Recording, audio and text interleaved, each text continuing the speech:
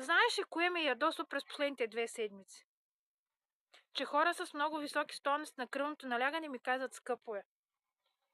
През последните 2 седмици разговарям с хора, които имат много високи стойности на кръвното налягане. 200 на 120, 130, 180 на 120, 150 на 100 или на 90, с много висок пулс.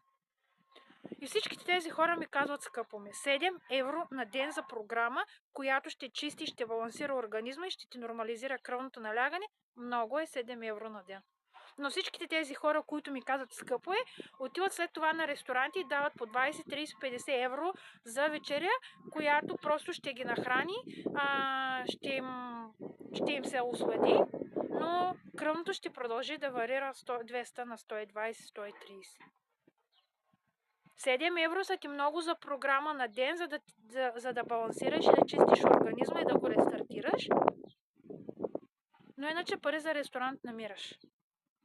Бясна съм. Не мога да проумея приоритетите на хората. Защото представи си, че ако днес дадеш тези 7 евро за програма, утре ти ще се чувстваш много по-добре.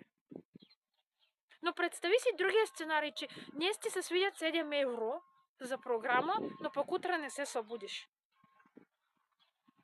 Или утре се налага да те обслужват твоите близки, познати, приятели, защото ти вече заради кръвното имаш инсулт, имаш инфаркт и се залежаваш. Не мога да преумея приоритетите, които имаме ние хората.